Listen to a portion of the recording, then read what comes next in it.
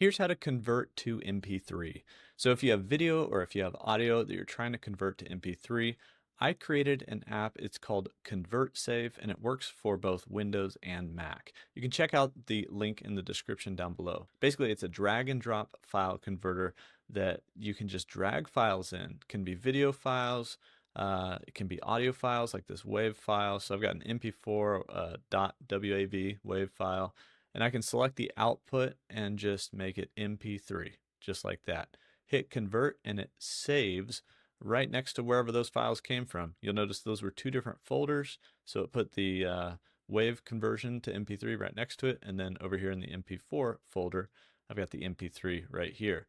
So you can do a ton of different conversions. You can see all these different formats. There's tons of video formats, tons of audio formats. So if you're trying to convert a video to MP3, or if you're trying to convert audio to MP3, ConvertSave works for that. And it actually does all the conversions offline on your desktop. So I created this app with my brother because we're always doing conversions. It also does image conversions too. So for me, I have a designer background, do a lot of image conversions and a lot of video conversions as well. I was sick of using sketchy websites to upload and then download and only be able to convert a couple at a time. You can do, I've tested this up to 1,000, probably as much as your computer can hold. You can do all these conversions here. So that's ConvertSave. There's a link in the description. Thanks for your support, you guys. And that's how I convert to MP3 on Windows and Mac.